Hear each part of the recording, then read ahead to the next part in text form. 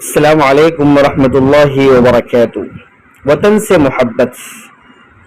رسول اللہ صلی اللہ علیہ وسلم کا ارشاد مبارک ہے، ترى المؤمنین فی تراحیمہم وتوادہم وتعاطفہم کمثل الجسد۔ رسول اللہ صلی اللہ علیہ وسلم کا ارشاد مبارک ہے، یعنی آپ مسلمانوں کو آپس میں رحم کرنے اور شفقت و مہربانی میں ایک جسم کی طرح دیکھیں گے۔ اذا اشتکى عضوا تداعى له سائر جسده۔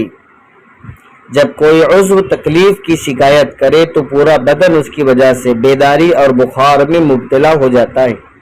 صحیح بخاری۔ ناظرین، زمانے اسلام سے پہلے بھی لوگ مل جل کر زندگی گزارتے تھے۔ ان کی بھی ایک معاشرتی زندگی ہوتی تھی۔ زمین کے مختلف حصوں میں لوگ مختلف طریقوں سے زندگی گزارتے تھے۔ ہمارے وطن میں بھی مختلف لوگ ہیں، مذاہب کے لوگ ہیں، اس لیے ہمیں محبت، الفت اور ہمدردی کے ساتھ، خیر خواہی کے ساتھ زندگی گزارنا چاہیے۔ لیکن اسلام نے امت مسلمہ کو مسلم معاشرے کی ایسی خصوصیت عطا کی کہ جن سے انسان کو محض اپنے زندہ رہنے کے لیے ہی نہیں بلکہ اپنے زندگی کے ساتھ ساتھ دوسروں کی زندگی میں بھی مکمل طور پر شریک ہونے کی تعلیم ملتی ہے۔ زمانے جاہلیت میں انسان تہذیب اور اخلاق سے ناواقف ہونے کی وجہ سے انتہائی پستیوں میں گھرے ہوئے تھے۔ رسول اللہ صلی اللہ علیہ وسلم نے اسلامی تعلیمات کے مطابق مدینہ منورہ میں سب سے پہلے اسلامی ریاست قائم فرمائی اور مسلمانوں کو اپنا وطن میسر ہوا۔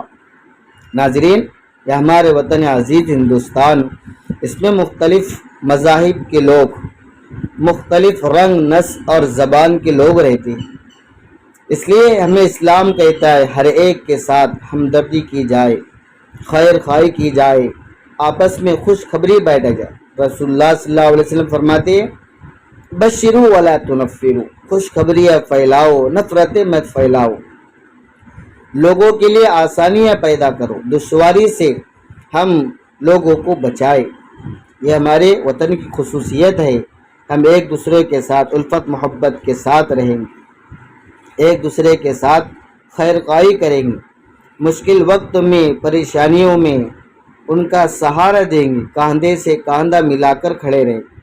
اس سے ملک ہمارا بچتا ہے، ملک سے نفرتیں ختم ہوتی ہے اور محبتیں باقی رہتی ہے اور ملک سرسبز اور شاداب رہتا ہے۔